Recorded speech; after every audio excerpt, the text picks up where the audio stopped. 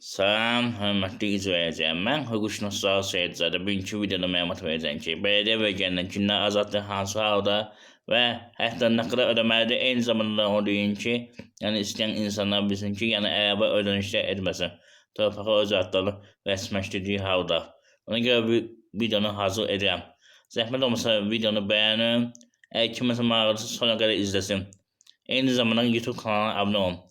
Demək qeyd edin ki, əgər bələdiyyə torpağı sizdə varsa, çıxarış amansızsa, şəxsi mülkiyyət hesab olunmursa, birinci növbədə, yəni vətəndaşın güzəştli kateqoriyaya aid olub olmamaq asılı olmayaraq, bələdiyyə vergisi ödəməkdən azaddır. Yəni bələdiyyə tələb edə bilməz.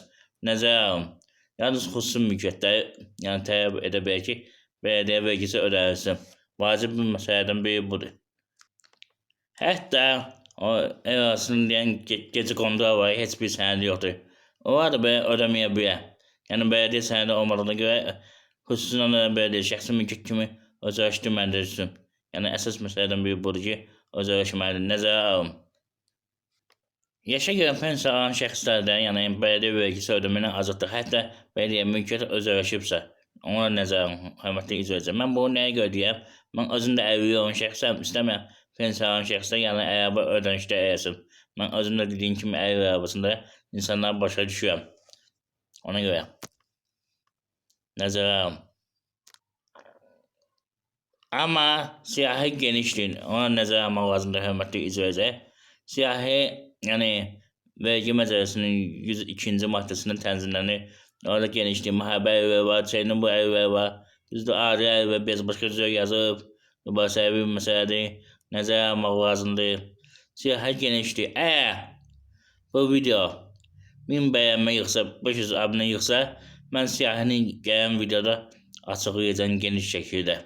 Əgər maraqlıdırsa, hörmətli izləyicilər. Bundan əlavə qeyd edin ki, eyni zamanda onu qeyd edin ki, hər bir vətəndaş yaşadığı evin 30 kvadratı yaşayış sahəsinin vergi ödəməkdən azaddır. Ona nəzərə alın. Yəni ki, 30 kvadrata qədər vergi ödənilmir. Misal üçün, eviniz əgər 100 kvadratdırsa, həmin 100 kvadratdan 30 kvadrat çıxır, həmin 70 kvadratın vergisini ödəyirsiniz. Hər kvadrata görə orta hesabla, düzdür, bu vergi onlara görə bölünür. Amma orta hesabla hər kvadrata görə vergi götürəkdə 40 köpük ödəyirsiniz. Yəni 70 kvadrata 24 manat, 28 manat ödənir. Üzrü sayın 28 manat. Yəni 40-ı 70-ə vuranda 28 manat eləyir. Yəni əsas məsələlərdən biri budur, bunu bilin. Mütləq qaydada sizin kvadratınız nə qədərsə, oradan 30 kvadratı çıxın. Çıxın ki, ödəniş etməyəsiniz. Və eyni zamanda tələb edin ki, yəni sizə çıxarış versin, xüsusi mülkiyyət olsun, ondan sonra bələdiyyə vergini ödəyə bilərsiniz.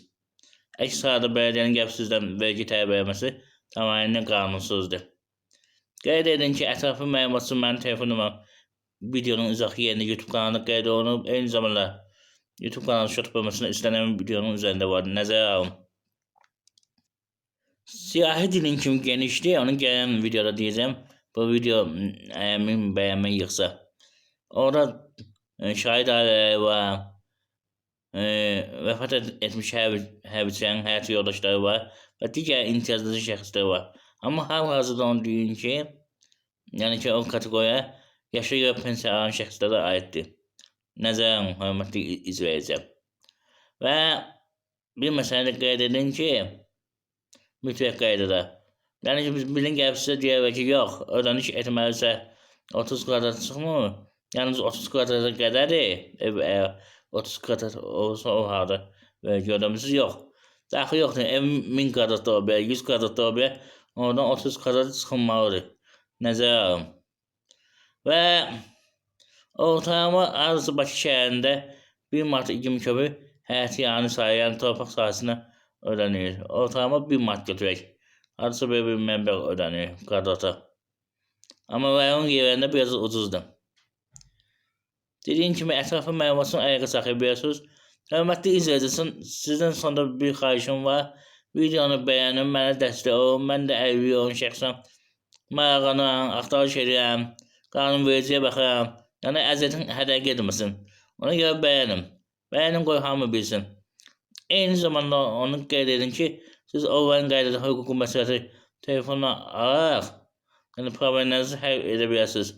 Yəni ki, belə deyək də, YouTube kanalına abunə olan şəxsə sizin telefonla hüquqi məsləhətin verilməsi 10 manatdır. Nəzərə alın. Bunu əlavə ərizəyə də yazıb e-mail, WhatsApp ünvanına göndərirəm. Yəni dəstək olan məlumatı paylaşır, qoy hamı bilsin, imkan daxilində biz də kömək edək vətəndaşlara. Eyni zamanda siz mənə kömək etmiş olursunuz videonu bəyənməklə. Ona görə bəyənmə vacib bir məsələdən biridir. YouTube qaydalarına görə əgər bəyənmə varsa, ən azından 7-8 nəfər gedir satır video. Ona görə biraz aktiv olaq. İmkan daxilində. Hörmətli izləyici. Və mən bunu əlavə öz kanalımda, Hüquqşünas Mediası Zaur Seyidzadə kanalımda hərvəz keçirmək istəyən əziz dostlarıma dəstək olmaq üçün həmin hərvəcdə ərişdə satır, başqa əşyalar satır. Nəzərə alın. Aktiv olun, abunə olun ki, hərvəcdə iştirak edə bilərsiniz. Bu xeyriyyə məqsədinə olan bir şeydir. Hörmətli izləyici.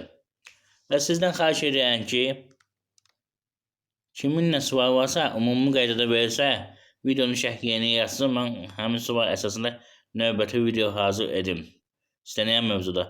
Bu sosial yardımdan bağlı ola bilər, pensiyadan bağlı ola bilər, əməkdaşın bölgəsindən bağlı ola bilər, vəsəyi ilə bağlı ola bilər, başqa məsələlərlə bağlı ola bilər. Amma yox, fərqli qaydada istəyirsinizsə, WhatsApp-a səsi mesaj göndərin. Səs atın, səsə qoyarsın, sizin suallara cavab verir. Amma qeyd edirəm ki, bir daha WhatsApp-dan suallara cavab vermək ödənişlidir. Yəni mən insanlara başa düşərək belə ucuz eləmişəm, 10 manat. İnsanlar da başa düşür, yəni mənə qarşı olmalı, bir-birimizə anlayış olmalıdır. Anlayışlı olalım bir-birimizə qarşı. İnsanlar da mənə başa düşüb, ödəniş edib suallarını versin. Əgər fərqli qaydada istəyirlərsə. Bir də onu qeyd edin ki, həmin mən imtiyazlı şəxsdə deyirəm, kim mənzil növbəsində durubsa və imtiyazlı şəxsdə əlviyor şəxssə və yaxud belə çəynəmə əlvilirsə və digər kateqoriyadandırsa, o halda da bələdiyyə torpağını vəsiləşdirdiyi zaman ödəniş etməyə bilər. Nəzərə alın. Əsas məsələlərdən biri budur. Yəni Cənab Prezidentin təsdiq etdiyi qanuna görə, yəni bələdiyyə torpağı hərvəcə çıxardığı zaman qiymətləndirmə idarəsi tərəfindən qiymətləndirilir. Həmin qiymətləndirmə zamanında belə torpağa bir qiymət qoyulur, həmin qiymətində hərvəcə çıxardır. Amma dediyim kimi mənzil növbəsində olan imtiyazlı ailəyə həmin ödənişi etməkdən azaddır. Çünki mənzil növbəsindədir, onlar sosial ev yerinə öz evlərindən yararlana bilərlər. Yəni sosial evdən imtina etməklə. Qanunverici buna imkan verir. Nəzərə alın, hörmətli izləyici. Dediyim kimi ətraflı məlumat üçün ayağa saxlaya bilərsiniz. Hamınıza təşəkkür edirəm. Hal-hazırda 5100-dən artıq bir abunə var. Buna heç olmazsa bir 6000 çatdıraq. Diqqətinizə görə sağ olun. Sağ olun.